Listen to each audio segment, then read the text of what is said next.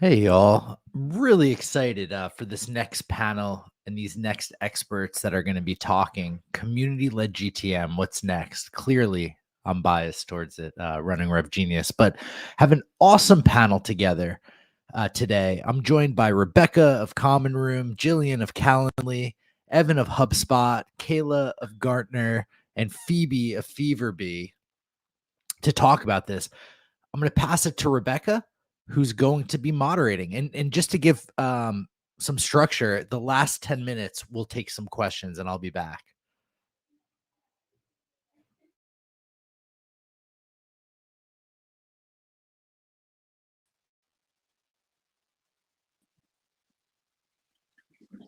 Hello. Hey, y'all. Hi. Can everyone hear me before we get started too far and everyone's like, you're on mute? Yeah, we can hear you. Success. All right. Well, so excited about this session.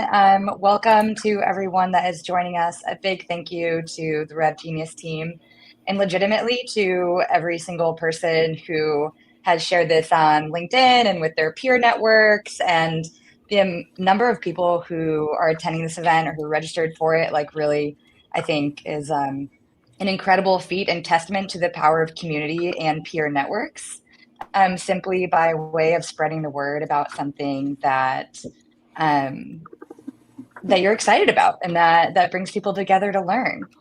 So you are looking at me struggle because I'm trying to share my screen, and it turns You got out, this.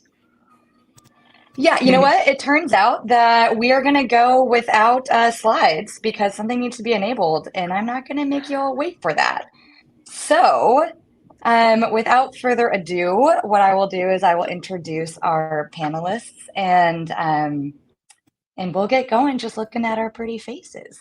So, welcome to Community-Led GTM. I'm really excited to host this panel with 4 incredible community leaders.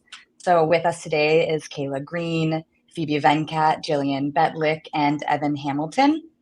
By way of introduction, I will actually call on each of them to let us know a little bit about what they do, and then to talk about what kind of community they lead. So whether or not it's a community of product, of practice, or peer community, a paid community, I think that helps sets the stage and the context for where someone is coming from and how they fit into the larger GTM motion, and then what the core goal of their community is.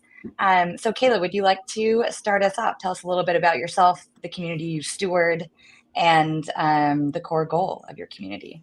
Of course. Thank you. Thank you. I am excited to be here. A little bit about me. I am a community manager at Gartner Peer Community, and I build and nourish the relationships in sales and finance focused communities. So if you're not familiar with Gartner Inc., the parent company, unlike their traditional offerings, Gartner Peer is 100% free. It's self-service, so you don't have to book a meeting with an analyst or a consultant, and it's for verified executives. So you are not just speaking with just anybody, you're speaking with expert level executives. Our main community is product, so we offer polls, surveys, and discussion threads through just peer-led insights. And the core goal is just to have that mind share, time share value. But yeah, I'm excited to hear the rest of everyone. Wonderful to have you. Shout out to you. This is your first big public speaking session. So welcome, Kayla. So honored that we get to share this stage with you. Thank you. And so glad that we're all here together for it. Phoebe Venkat, please let us know what kind of community you lead and what the core goal of it is. Well, thanks so much, Rebecca. I'm currently at Feverbee, so we're a community consultancy. We help all kinds of communities, support communities, paid communities, peer-to-peer communities. But prior to that, I was managing communities at Facebook, Okta, Salesforce, and my first role in community was actually managing and building one of the first peer-to-peer employee communities. It was about 80,000 people back in the day. So really excited to be here with everybody. Just a little small thing, just 80,000 people Yeah, coming together. it was scary. It was scary. Jillian, welcome to the Community-Led GTM panel. Thanks for being a leader here. Will you tell us a bit about the community you lead and its core goal?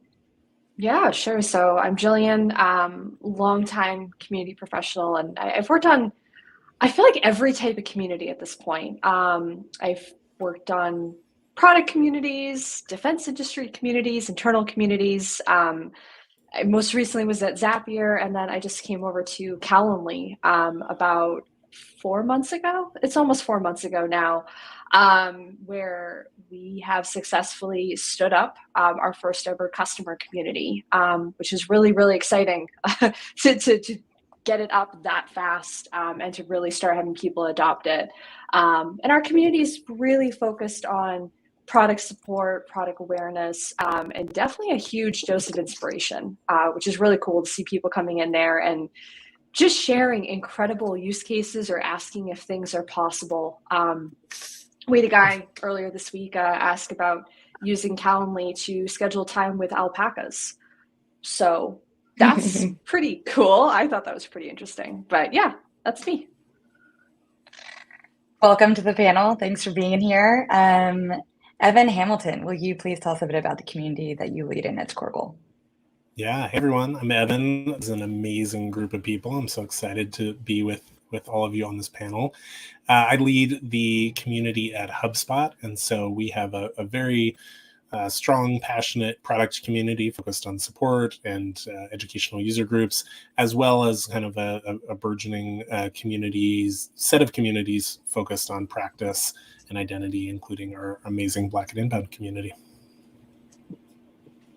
Awesome. It's I'm the moderator here. I am Rebecca Marshburn, the head of community at Common Room.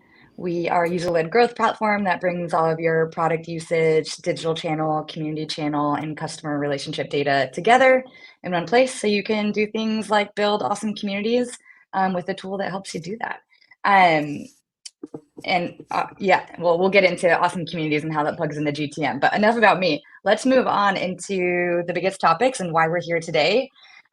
So as community leaders, that's who you have assembled here, right? But we know that we're speaking to an audience of revenue leaders, sales leaders, marketing leaders, GTM leaders here. And so our goal today is to illuminate actionable ways that you as a business stakeholder can engage across your community channels and your digital channels and the types of channels that leaders like are on this panel right now that we steward. And so how do we bring that?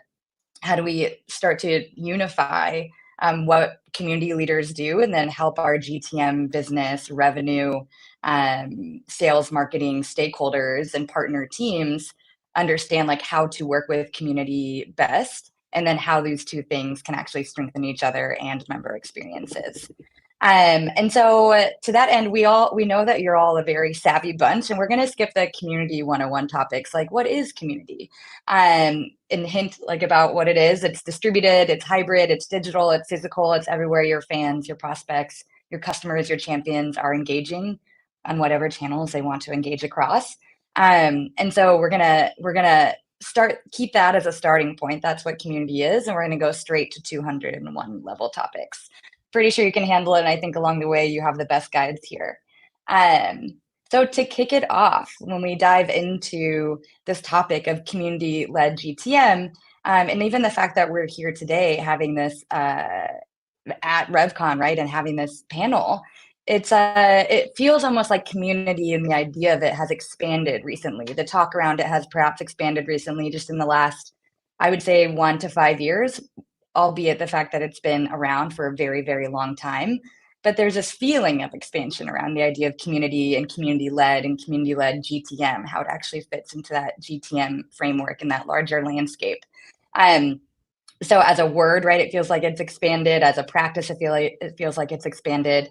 And honestly, as a driver of business outcomes, like so glad that we're finally having this conversation, and it's expanding into like this depth and wealth of opportunity of serving community members and the business at the same time. So that's topic number one. Let's talk about the recent, heavy air quotes, expansion of community. And so to kick us off with that, Phoebe, I'd love to hear from you, as this was something that was on your mind, like what the size of community, how it's expanded both in word and in practice, and in its impact on GTM and greater business outcomes.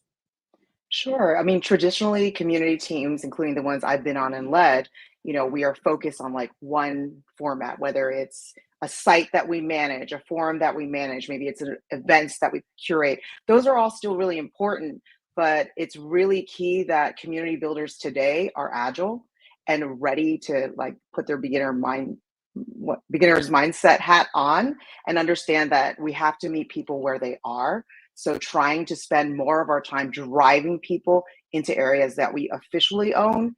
I wouldn't say that's something that's gone, but that's something that is maybe taking less of our time, less of our resources, and trying to make sure that we are meeting people where they are in terms of where they want to interact with. So if you have a community site that you manage, you also need to be checking Stack Exchange Overflow, the industry-based Slacks, affinity-based Slacks that are important to your members, people who don't even know they're actually your members, right? So it's expanding the notion of what member actually means and making these silos much more permeable. Yeah, I'm wondering if, and Evan and Jillian, I know that you've been in this space for a very long time. And so I'm wondering if either of you specifically can remember the moment where it sort of shifted from, hey, we have this forum or this space, this specific community channel where like that's where we're going to push community members to and they need to interact there, versus this more expansive idea of we're going to show up where people are interacting wherever that might be. I wonder if either of you sort of have this like memory of it's sort of a tectonic shift in a way, right? To think of it in terms of one community space versus distributed community spaces. Jillian, you should take that because I'm going to be the contrarian after we linger on this for a moment. I love this. I'm so excited. I feel like I'm actually kind of probably with you, Evan, on like what I think you're going to say, which is in like my experience, there's been a lot more of us actually trying to consolidate the channels instead of trying to do all the things and be in all of the places at once. I think it depends though on what industry you're in, the type of work that you're doing, the type of purpose that you have, especially in support communities, which is where I tend to hang out. And Evan, I think you also have a pretty big focus as well. We can't be everywhere. We really need to do the best that we can where we are. But I will say that I did see that shift, because in my career, for a lot of my career, I had to be like, you need me, really, I exist. And people will be like, oh my gosh, I didn't actually know someone did that job. Like, I didn't even know we had one of those. And I see Evan nodding too. Like you've been there too. The whole like, oh, we put you in a corner and we forgot you were there. But I noticed a few years ago, all of a sudden people were like, oh, you can save us money and you can bring us revenue and you can like hone in on defects and product feedback and you can do analysis. And all of a sudden they were noticing these things. And what that shift has done for my career is all of a sudden now I'm being asked, can you put yourself at all of the key friction points? And that's been really interesting because I can tell I'm going to have to do a reconsolidation again after having already done that reconsolidation a few years ago. So that's my experience. But again, I come from more of a support background than I think a lot of other folks do. Yeah, I'll build on that, and I'm picking on Phoebe and Fever Bee because I love this debate. I love that Fever Bee has been pushing it forward, and good debates are worth having. And I don't actually disagree with the overall concept. I think there was this moment where once communities started figuring out how to really drive value, as Jillian said, companies started saying, well, wait, can we do it over here too? Can we do it here? And I think the heart of what you're saying, Phoebe, and don't let me speak for you, butt in if I'm getting it totally wrong, is community is no longer this one singular little silo over in a corner. And for a long time, that's what we were. We were like, we have our little piece of community software, and try and scratch out a living over in that corner. And now we are in many more places. The point about going to where people are, I think we have to be very careful with, because I do think there is a huge strategic benefit to building a destination, especially as SEO, email, ads all are becoming less and less effective. If you can create a community that people want to regularly come to, that's a huge benefit to your business.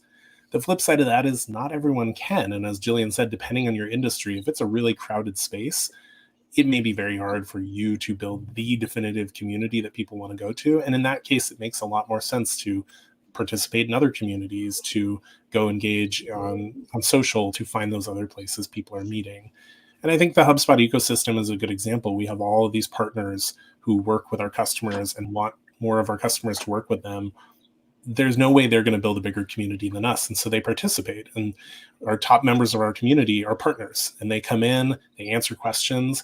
And 1 out of 20 times someone says, that was a really great answer. Can I just pay you to do this for me? And boom, there's their win. And they didn't have to create a community. So I agree with the core of it, but I do want to be careful we don't throw the baby out with the bathwater and say, owned communities are a thing of the past, because I do think there's still, depending on the industry, a huge win there. Yeah, Evan, and I think you did interpret what I said spot on. And actually, this is not a fever bee notion I had. Like, this is from lived experience managing communities. I know that when I was at Okta, we had our precious community site that was number one, right? What our teams needed to work on. But we really started branching out and looking at based on customers coming to us and saying, how come you guys aren't checking the Slack once in a while? We have like a lot of good insights in there. So it's for us, it was about supplementing, validating, or invalidating certain strategies and tactics by more listening than engaging, right? Because they're in their space that they already established norms and culture.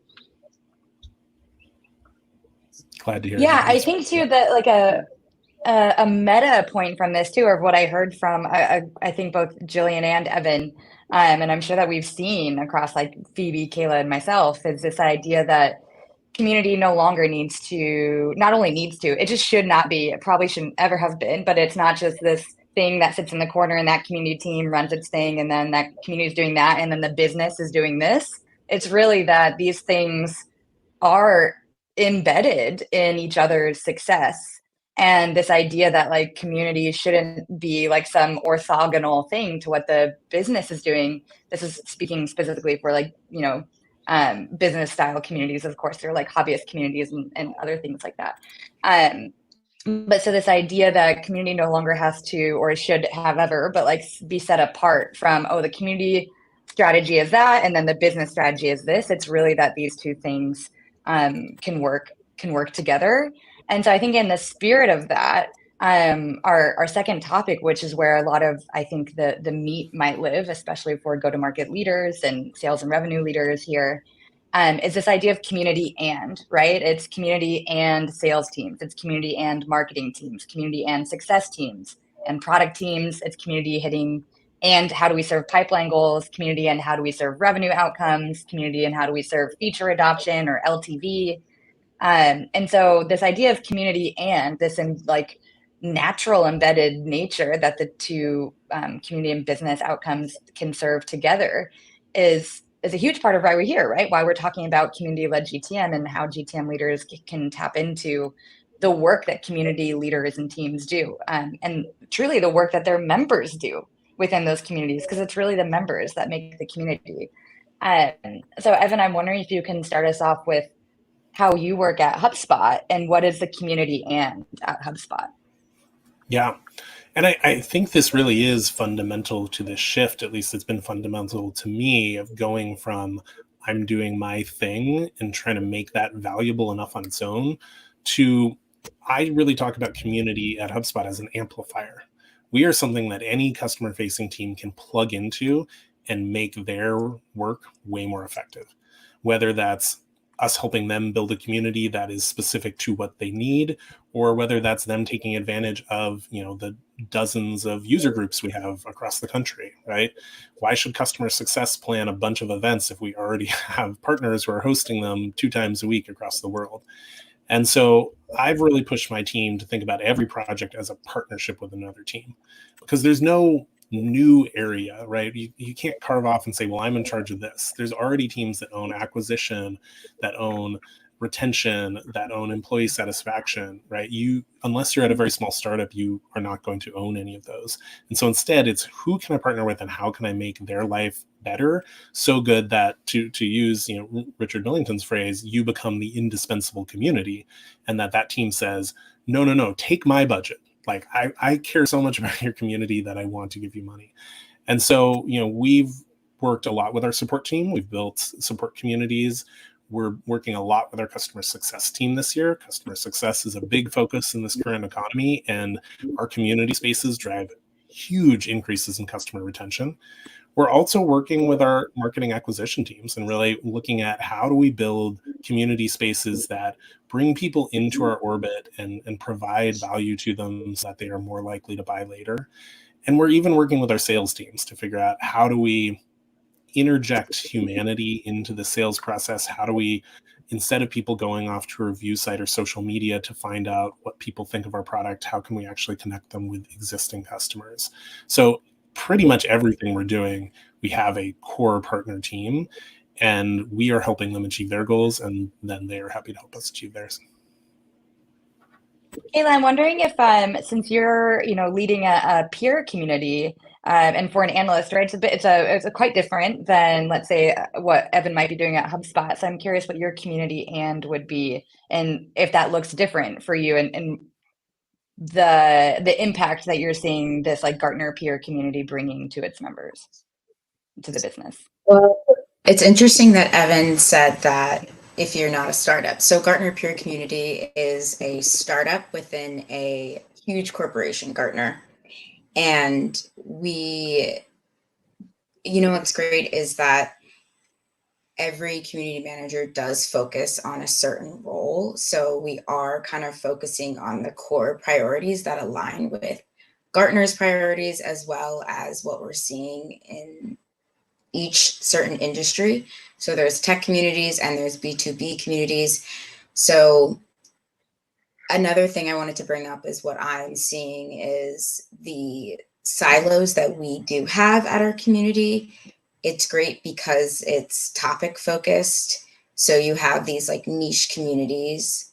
But then again, like you said, Evan, like sales folks are working with the finance, they're working with the marketing, they're working with customer success. Like we're all working together. And I think that community should still have that collaboration where you are working with all these departments, but make sure that it's not as structured, that it won't be too like noisy, if that makes sense. So that's what I've been learning is like community and collaboration, but making sure that it is structured if possible.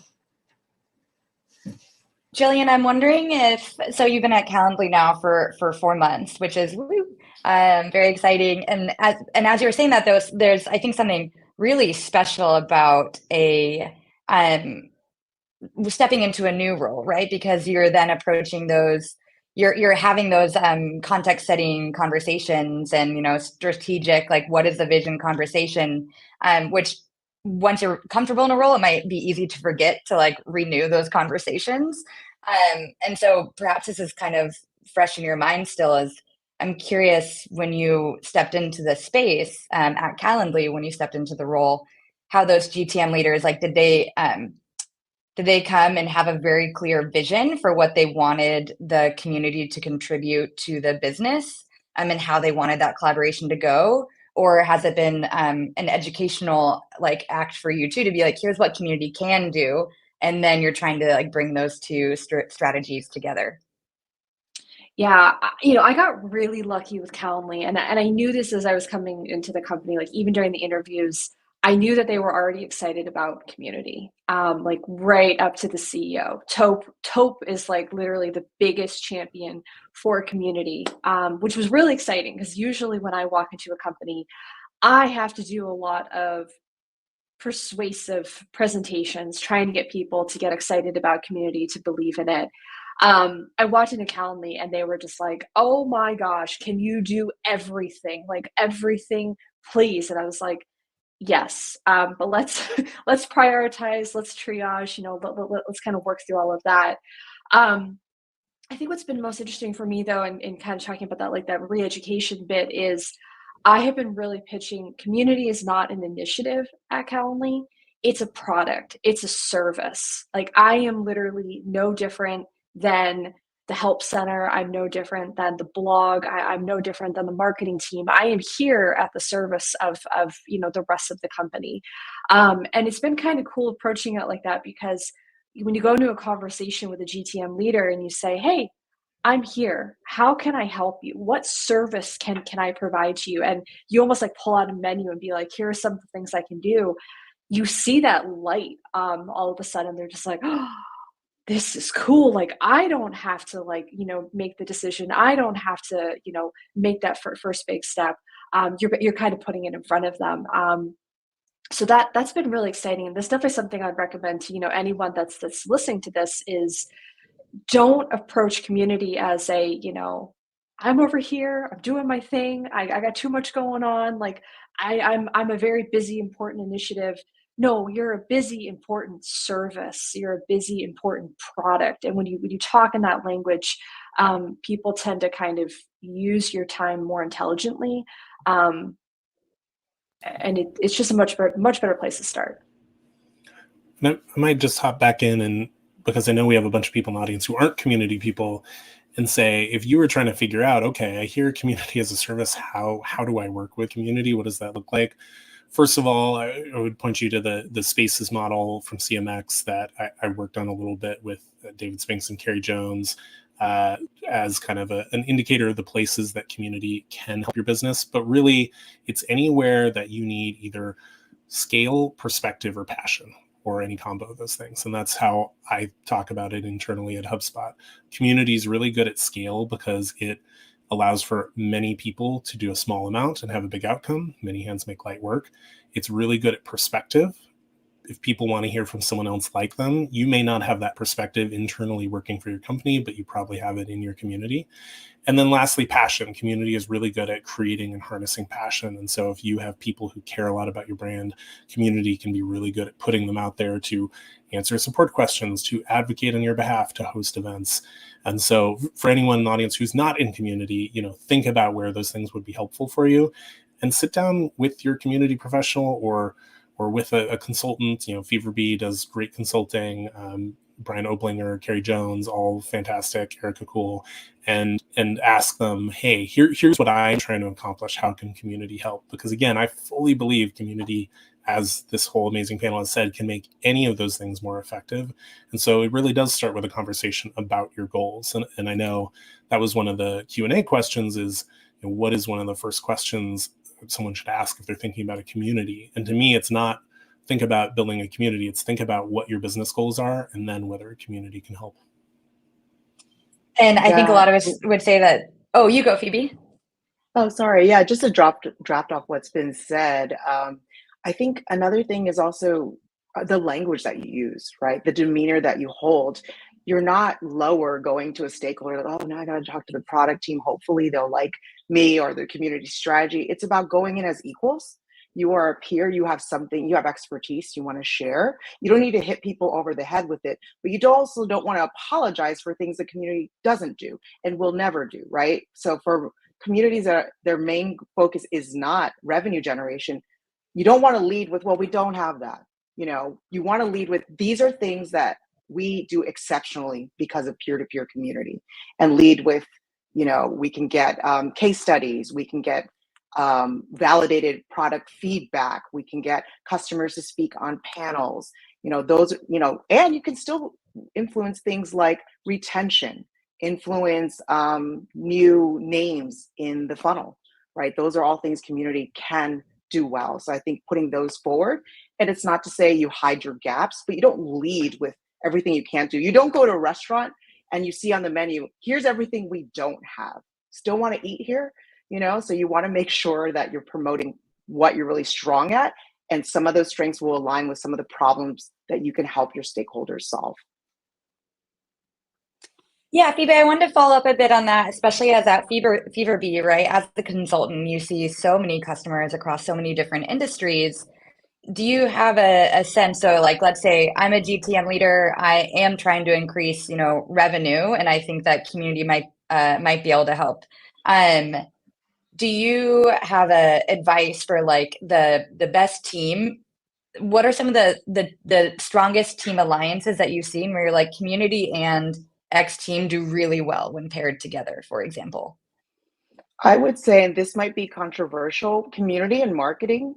I've always had really strong relationships with the marketing teams, and the marketing team is huge, right? They've got events marketing, customer marketing, all these different things. I think it's not about approaching marketing as a monolith, but it's like, where do you already have overlap? Where, or not overlap, but where can you supplement each other's strategies? So, for example, when I landed at Okta, I was like, wow, big marketing team. Who do I get to know?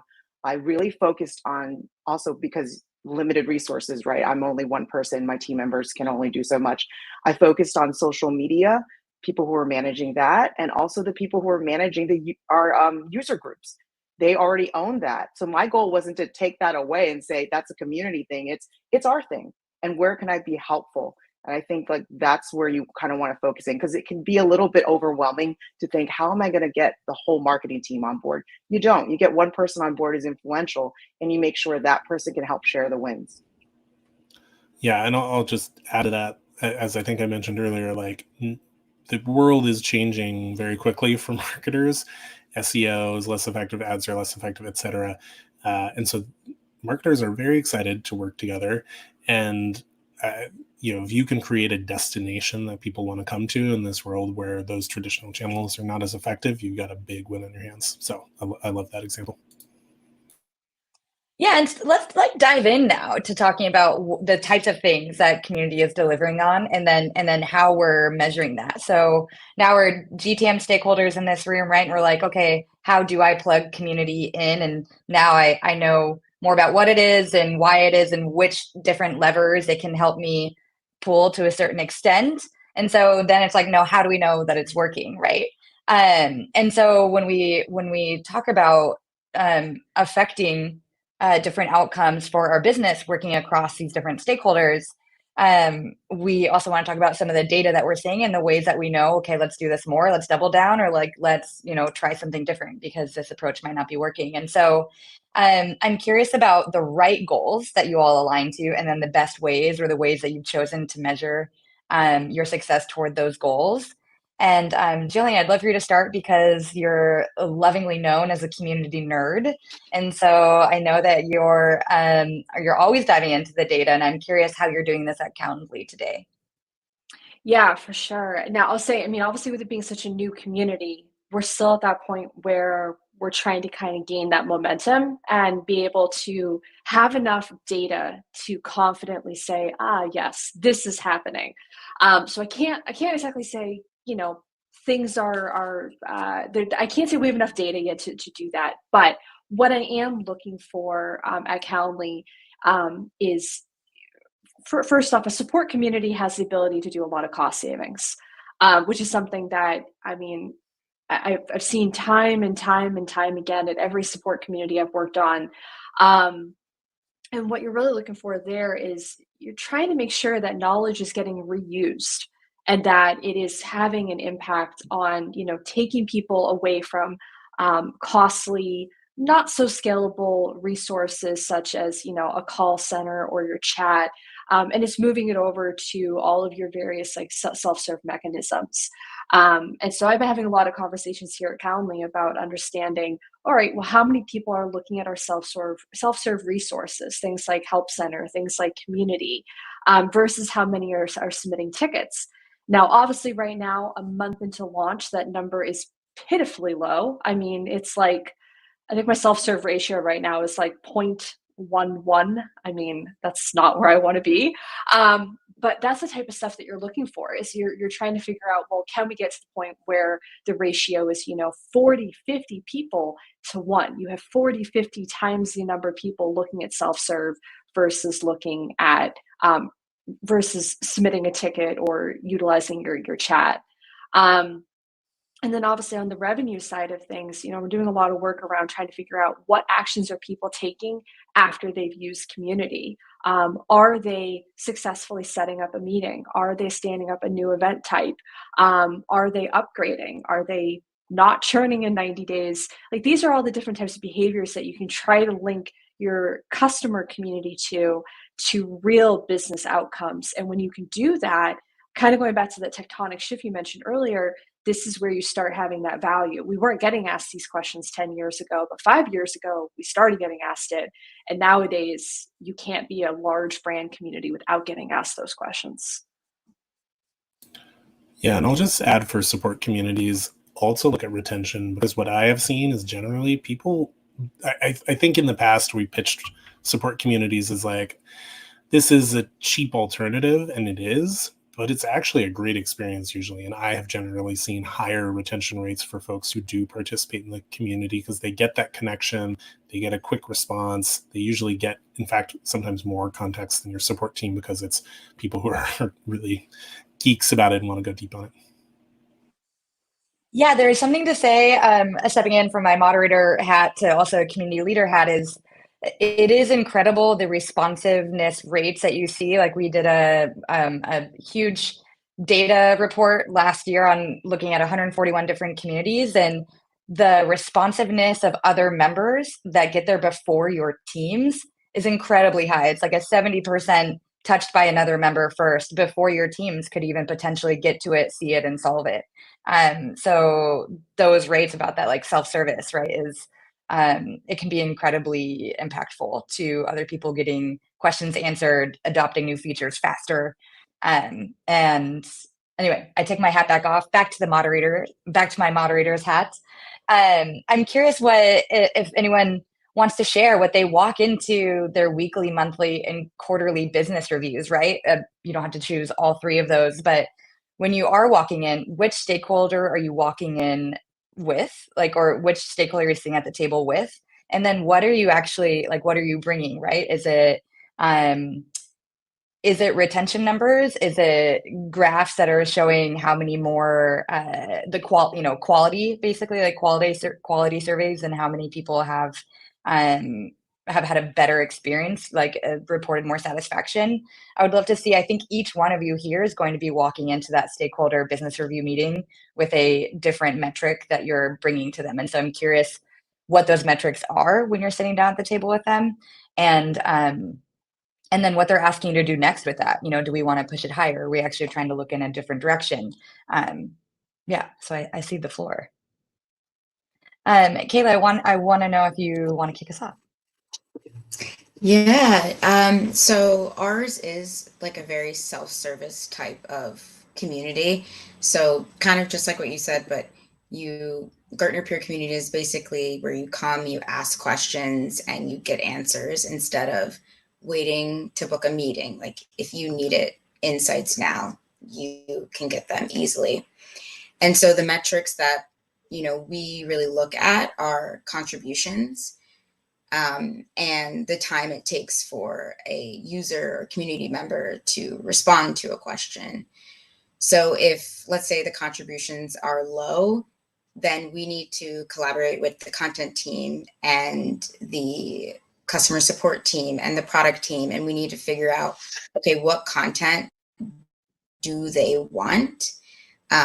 Also doing like a lot of behind the scenes work, like looking at every single member's like LinkedIn profile or wherever they post their social, like what are they talking about among their own community? And so we kind of make sure that we cater and give tailored specific content. And that's kind of how we continually do a lot of trial testing, like of what's working and what's not working when it comes to basically, increasing our contributions each quarter. And I think that absolutely does tie back into that wonderful synergy that Phoebe had spoken about between community and marketing. Like, once you're producing content that's answering member questions, right, or peer questions, that's also content that is useful for wider marketing motions as well. I want to make sure that there's this topic, right? That maybe it's not an elephant in the room, but maybe if it wasn't, now I'm going to bring the elephant into the room, which is this is all about how communities can serve business outcomes, right? But communities are made up of members, and so we should also address that. If we're looking at building a long-term sustaining business, that means we also have to be stewarding a long-term sustainable community, and that means having members that are finding value, that are returning for different reasons, that are inviting others into that community because they find value in it. That means hosting members as individuals with different needs, wants, goals, um, and ideas for what they would find value in that community and in the product that that the community is tied to. And so I'm wondering if Evan, I know that you specifically are like, oh, we have like frameworks around this HubSpot, this idea how you have like here are the business outcomes, but also how we'll be serving members. And so I'm wondering if you can kick us off in the two-way street, if you will, or the multi-log exchange between community members, businesses, and then us as professionals that are building for them. Yeah, super passionate about this topic because I think every community project must have a business goal and a member goal. And that's how we launch our projects at HubSpot. They have to have both 1 to 2 goals within each. You don't want to go more than that. But the reason for that is if you are not accomplishing what your members need, they're going to leave, right? They're not going to participate in the community. This isn't touchy-feely. This is logistical. You need to provide value to keep them there. And if you don't have a business goal, why is the business paying for it? And so to use an example, we've been building out these communities of practice for professionals. And what we're looking at there is on the member side, we want to make sure we are actually helping them progress in their career. So we literally ask them that. We survey them and say, has this community helped you progress in your career? Because engagement is a great leading indicator, but nobody wakes up saying, I can't wait to engage today. They wake up saying, I can't wait to progress in my career. I can't wait to get that next raise. I can't wait to, get that role I'm really excited about. And so we ask them, are we actually having that impact? And then on the business side, to go to the previous question, we're looking at, well, what metrics does our marketing team care about? They care about leads. Leads and community can work, but I think community tends to be on a smaller scale. It's smaller and more effective. And so we're actually looking at influence and awareness. So are we making people who weren't previously kind of aware of our brand aware of it? And are we making them more likely to purchase it? Are we providing so much value that when the time comes that they need a piece of software, they will purchase it? And I shared the story earlier today. I think Tim was on the other call I was on. But when I was working at User Voice 10 years ago, building customer service communities, I had this attendee who had come for months and I didn't pitch people. I was just there to provide value. And they came up to me after one event and they said, hey, I've been at this place that, already has our software and they're not going to switch, but I just got a new job. And so I get to go in and pitch them on which software we're going to use. Can I get you to come in and talk about your software? They wanted to give back. And so that is a great example of we had influenced that person to have a really positive feeling about the brand.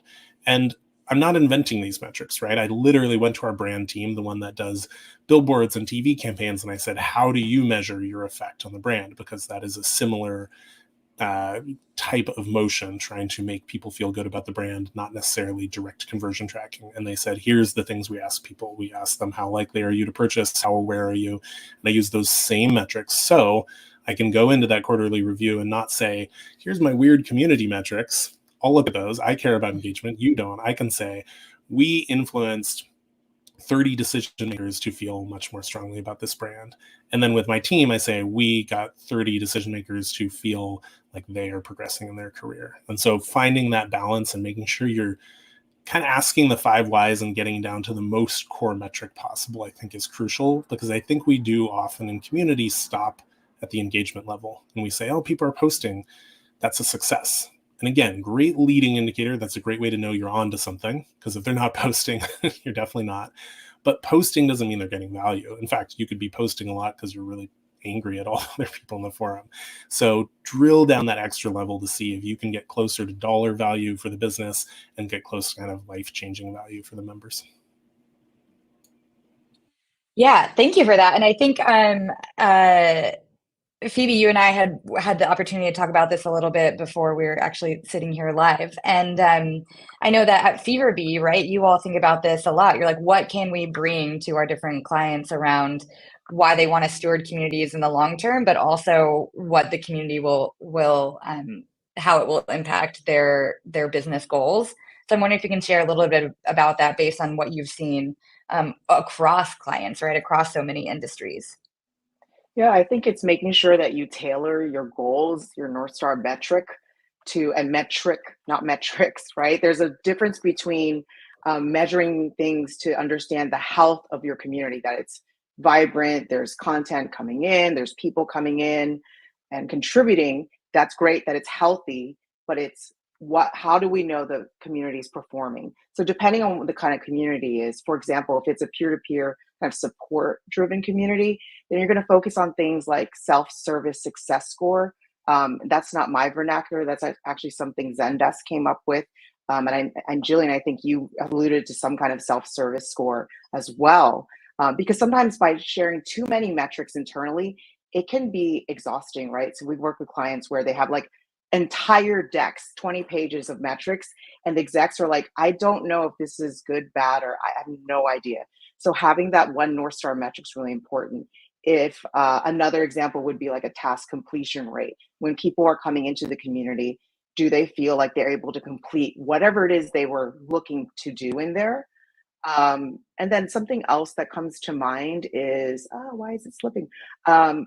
If you have customers that are contributing product ideas or feedback, it's great that they're contributing them, but just measuring the volume of them is not helpful. How many of those ideas are actually ideas that are, I wouldn't say make it on the roadmap because that's hard for a community team to influence, but are helpful to a roadmap to help a product manager or team validate or invalidate what they already have on their roadmaps, right? So again, it's going back to, we're not trying to replace anyone's work. It's about showcasing how the community can help, validate and supplement what people are doing. Yeah, and I love that idea about the roadmap, where it's also like, if you are building this, right, and there's a beta, it's like, how quickly, and with community, it's usually so quickly, are you able to find the right beta group to look at to test this feature out early, that knows the product, that knows what they want from the product, that has really thoughtful and granular feedback oftentimes. So not only can it influence or help a roadmap, but it also helps the quality and like iteration speed of features. So often, right, when you look to your community members who are already passionate about the product or about the space, and then they're able to participate, I think, in early betas. So we have just one more question left, and then Jared's going to come on and lead some live Q&A. But I want to make sure that I leave a little bit of time for this question, because since I wasn't able to share what was a very beautiful slide deck, let me promise you, I want to make sure that each of our panelists here get to say where you could connect with them, if there's one piece of content that you should follow, or where to join their community. And so I'm going to pass the mic to each person individually. If you would share one thing that you think a GTM leader should focus on next year in terms of community, and then where people can find out more about you and your community work. Kayla, would you like to start us off? Yes. A big thing that I am going to focus on, and I think other sales or revenue leaders or GTM leaders could focus on, is not only just having like ambassadors or influencers kind of drive engagement for your brand, like get product feedback and just share with their network, but having like employed evangelists who really believe in the product or service, who really believe in the community. Like, who better to really cultivate and scale whatever you're growing than the people who are actively in there all the time. I think it's great to collaborate. Use everyone, like within the community. Use your ambassadors, use your employees, use literally everyone. And I would love to just share link to the community that I work at. And if you're curious to learn more, feel free to DM me on LinkedIn or shoot me an email. Awesome. Phoebe, what about you? One thing you think GTM leaders should focus on in the next year in terms of community, and where to find more about you and your community? Sure. So many things to focus on, but something that it's always my takeaway is the relationships are so important. Relationships with your members, to make sure that you are not only just serving them when they need something from you, but being proactive, right? And that's not always easy to do, especially when you're working at a larger scale, but you need to continue to have those personal touch points. And I think that's really important given the complexity and frustration going on in the world today. That's not going to get easier. So you want to be there for your customers in that way as well. I think in terms of GTM leaders, focusing on the relationships internally, stakeholder to stakeholder, really building that out. And I think that every conversation is not always going to end in agreement, and not always going to end in a distinct goal being met. But I think it's, again, focusing on what the other person needs, what the strengths and successes you have that you can offer is so important. Can I do a 1A as well?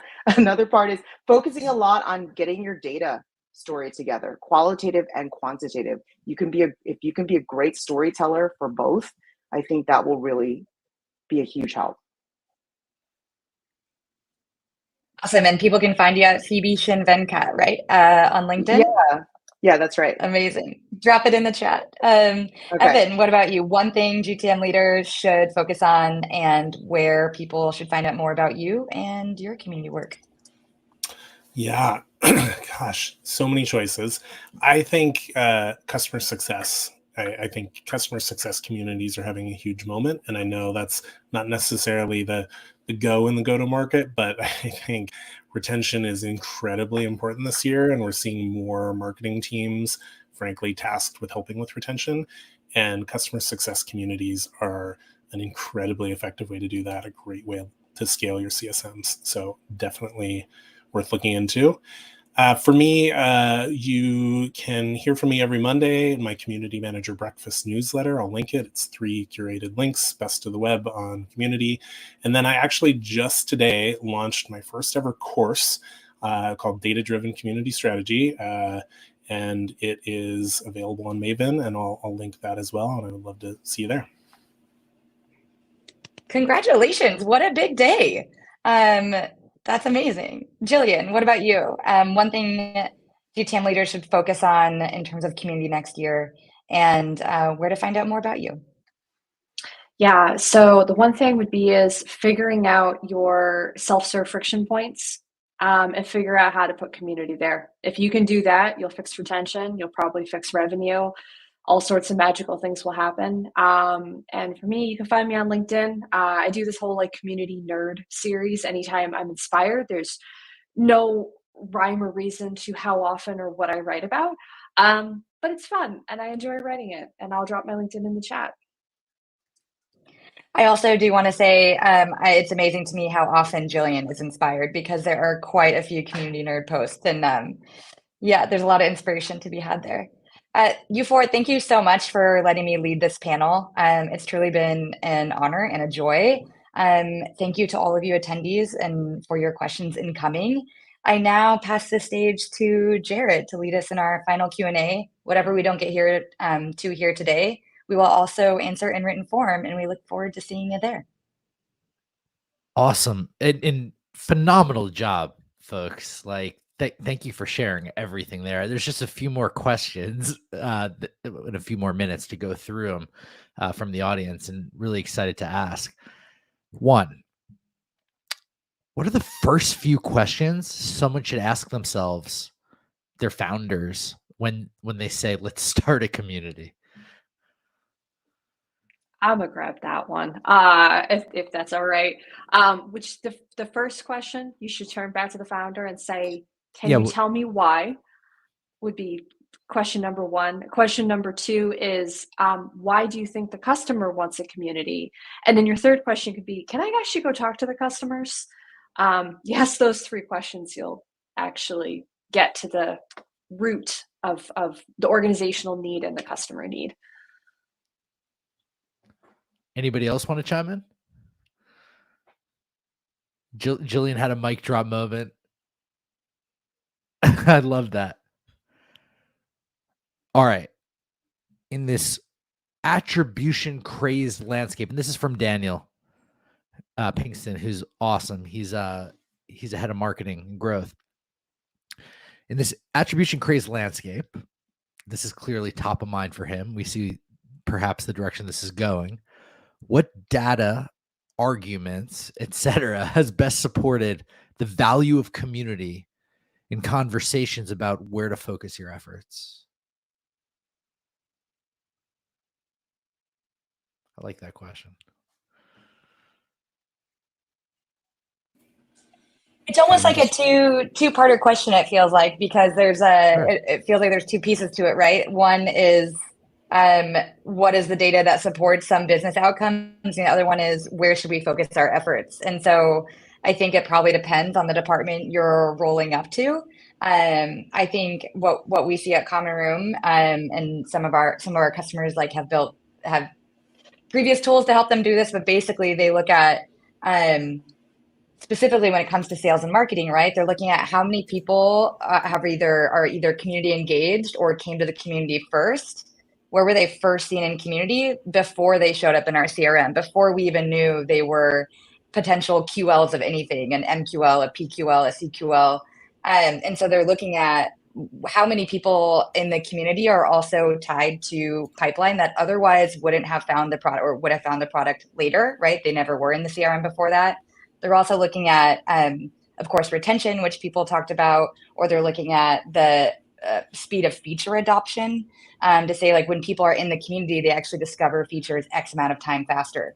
They're looking at speed of deals closing, and that folks that are community engaged, you see that they are, or a part of the community, the deal speeds or the renewal levels are faster and larger. And so I think it depends, like that's two different questions, right? About like what it is about where you're focusing your efforts and then the attribution that you attach to that.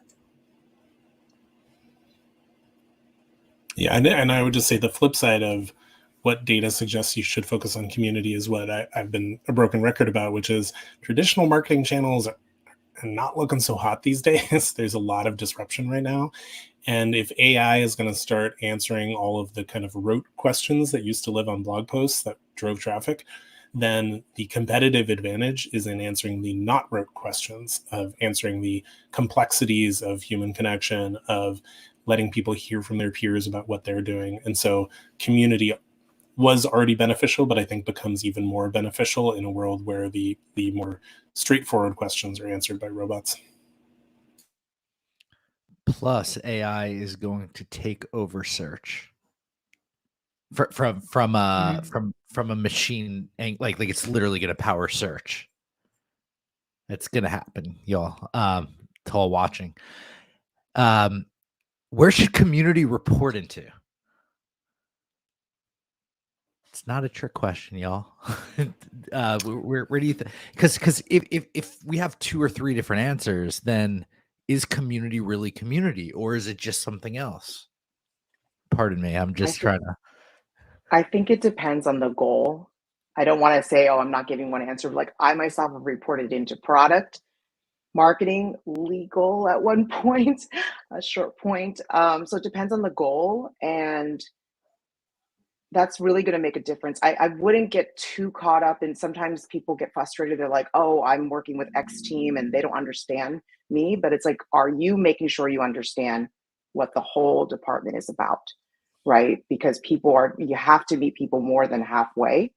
But I don't know that there's one perfect place, because I think wherever you are, unless you can directly influence where the team is, because those decisions are made at the top for the most part, you have to be able to be agile and adjust your goals and your strategies, your talk track based on what department you're in. I'll say the one that's been kindest to me so far has been customer experience. Like Phoebe, I think I've worked in almost every department. customer experience so far has been the most aligned. It's not, I wouldn't say it's the most perfect, but it's the most aligned. So I don't know if that helps. We're right at the time, everybody. This has been a tremendous session. Thank you all for being a part of this. Thank you. Yeah, Thank you so it's much been for great. having us. Happy RevCon. Let's go. Woo. RevCon. We only have a Let's couple more. go. We only have a couple more hours to go here. The next is a fresh take on webinars. Webinars as a pipeline accelerant from our sponsor Hublot and the CMO Eric over there. All right, everybody, have an awesome day. Go to the next session. Speak soon. See you in the community. Bye. Bye. Thank See you in the Thank you. you. community.